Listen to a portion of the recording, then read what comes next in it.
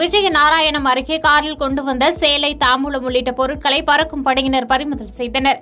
நெல்லை மாவட்டம் விஜயநாராயணம் அருகே உள்ள கக்கன் நகர் மெயின் ரோட்டில் தேர்தல் பறக்கும் படை அதிகாரி பொன்னுவேல் தலைமையில் போலீசார் வாகன சோதனையில் ஈடுபட்டனர்.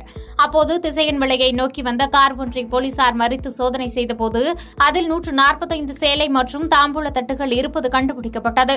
மேலும் விசாரணையில் காரில் வந்த நபர் திசையன் விலையை சார்ந்த ராஜேந்திரன் என்பவர் ஈரோட்டிலிருந்து திசையன் விலை அருகே உள்ள அரசூர் கிராமத்தில் உள்ள நாராயணசாமி கோவில் திருவிழாவிற்கு கொண்டு சென்றதாக தெரிவித்தார்.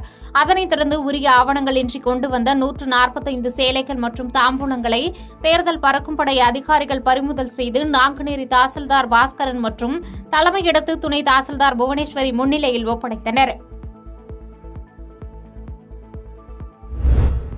புதுச்சேரியில் வாய்க்கால் தூர்வாரும் பணியின் போது சுவர் இடிந்து விழுந்து விபத்து ஏற்பட்டுள்ளது.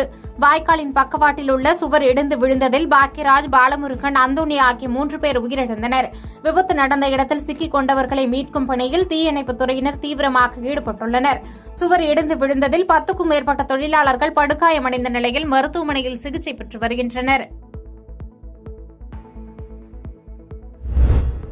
தேர்தலை முன்னிட்டு அனைத்து கட்சியினரும் தீவிர வாக்கு சேகரிப்பில் ஈடுபட்டு வருகின்றனர். அந்த வகையில் தென்காசி மாவட்டம் பாரதிய ஜனதா கட்சியின் வேட்பாளர் ஜான் பாண்டியன் அவர்கள் இன்று வாக்கு சேகரிப்பில் ஈடுபட்டார்.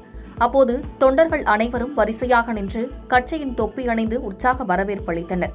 மேலும் அருகிலுள்ள கோவிலுக்கு சென்று சுவாமி தரிசனம் மேற்கொண்டார். அப்போது அவருக்கு ஆரத்தி எடுத்து வரவேற்கப்பட்டது.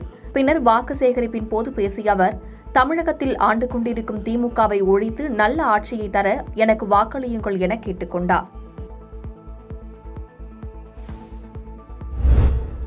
சமையல் எரிவாயு வெடித்து வீட்டை இழந்த குடும்பத்தினருக்கு ஊராட்சி நிர்வாகம் சார்பில் நிவாரணப் பொருட்கள் வழங்கப்பட்டது. திருவண்ணாமலை மாவட்டம் மங்களம் அருகே விவசாயி ஒருவரின் வீட்டில் இருந்த சமையல் எரிவாயு சிலிண்டர் வெடித்து விபத்துக்குள்ளானது. அதிர்ஷ்டவசமாக வீட்டில் யாரும் இல்லாத நிலையில் உயிர் சேதம் தவிர்க்கப்பட்டது.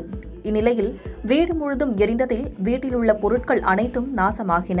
இதனைத் தொடர்ந்து ஊராட்சி நிர்வாகம் மற்றும் வருவாய்த்துறை சார்பில் அவர்களுக்கு வேட்டி, சேலை, பாய், பணம் உள்ளிட்ட நிவாரணப் பொருட்கள் வழங்கப்பட்டது. நாமக்கல் மாவட்டத்தில் லாரி உரிமையாளர்கள் சம்மேளனம் சார்பில் கலந்துரையாடல் நிகழ்ச்சி நடைபெற்றது. லாரி தொழில் வலுவடைந்து வரும் நிலையில் அதனை ஊக்குவித்து தொழிலை காப்பாற்ற வேண்டும் என்று லாரி உரிமையாளர்கள் சம்மேளனம் சார்பில் கலந்துரையாடல் நிகழ்ச்சி நடைபெற்றது.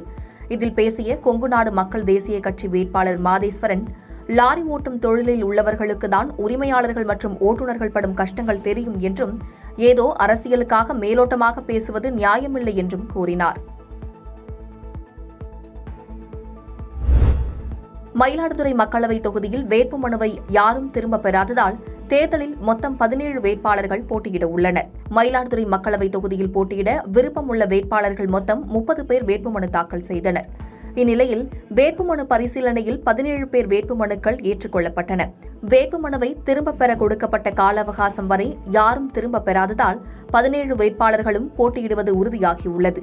இதனால் தேர்தலில் 2 வாக்கு இயந்திரங்கள் பயன்படுத்தப்பட வேண்டிய நிலை உள்ளது. குளத்துப்பட்டி கிராமத்தில் மீன்பிடி திருவிழா வெகு விமர்சையாக நடைபெற்றது. புதுக்கோட்டை மாவட்டம் திருமயம் அருகே குளத்துப்பட்டி கிராமத்தில் பாரம்பரிய மீன்பிடி திருவிழாவானது வெகு விமர்சையாக நடைபெற்றது. இதில் பாரம்பரிய மீன்பிடி உபகரணமான ஊதா மூலம் பொதுமக்கள் மீன்களை பிடித்தனர்.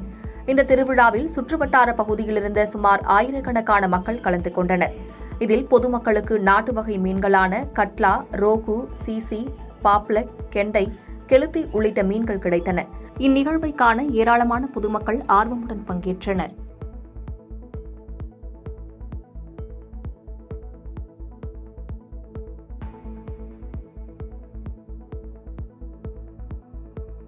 பாதகம் செய்பவரை கண்டால் நாம் பயங்கொள்ளலாகாது பாப்பா, மோதி மிதித்து விடு பாப்பா, அவர் முகத்தில் உமிழ்ந்து விடு பாப்பா. அண்மை செய்திகளை உடனுக்குடன் தெரிந்து கொள்ள இணைந்திருங்கள் இயம்நாடு தொலைக்காட்சியுடன்.